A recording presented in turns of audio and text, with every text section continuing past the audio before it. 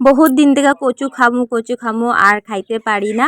তো মা আইসে দেখা বানাইতেছি। আর লাড্ডুর বাবা কচু খাইতে চায় না, এটার লেগে আনাও হয় না, আর লতিটাও খায় না। তো আজকে কি বানাইলাম সব কিছু তোমাকে লগে শেয়ার করুম। তো hello guys, welcome back to my channel Sumi blog. তোমরা সবাই কেমন আছো? আশা করছি তোমরা সবাই ভালো আছো।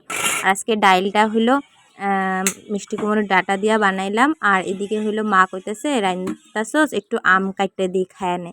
তারপর আম খায়া মাছ ভাজি করলাম। আর মাছ তরকারিটা আজকে হালকা পাতলাই বানাইছি। ফার্স্টেই পেঁয়াজ ফোড়ন দিয়া টমেটো আর মরিচ বাটা পেঁয়াজ বাটা দিয়া জিরা হলুদ লঙ্কা করে যেটাই লাগে আর কি নুন একটু দিয়া লাড়ায়া তারপরে জল ঢাইলা দিছি। শর্টকাটই বানাইছি একদম হালকা পাতলা। তারপর এই যে মাছের তেলটা বানাইছি। একটু পেঁয়াজ কুচি লইছি, একটু টমেটো লইছি, একটু আদা কুচি লইছি, একটু রসুন লইছি আর কাঁচা লঙ্কা।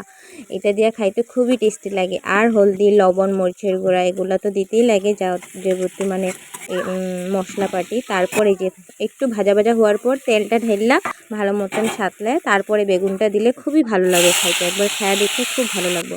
তারপরে যে লতিগুলা বানালাম শীতল দিয়া, এখানেও একটু দিয়েছি রসুন বাটা পেঁয়াজ বাটা আর এই যে কাঁচা লঙ্কা বাটা আর মশলাগুলো দিয়া ভালো মতন সাতলাইয়া নামায় নিলেই রেডি লতি। আর বহুত দিন পর লতিটা খাইতেছি, কেন কি মা এসে দিকেই খাইতেছি, আমার হাজব্যান্ড এগুলা কিছুই খায় না।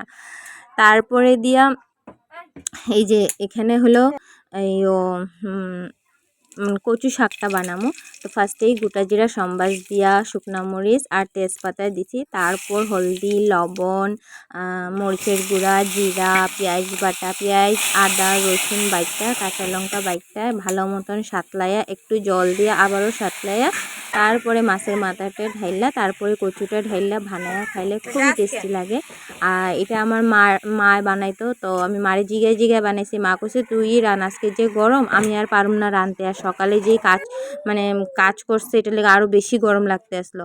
আর এদিকে দেখো কচু শাকটা খুবই সুন্দর হয়েছে, ডাল মাছের তরকারি আর লতি আর এই যে মাছের তেল। ফাইনাল লুকটা বহুতই ভালো লাগছে আর খাইতেও খুবই টেস্টি হয়েছে। আর তোমরা কি বানাইছো একটু কমেন্ট করে কইও। আজকের ভিডিওটা এই পর্যন্ত, বাই বাই টাটা।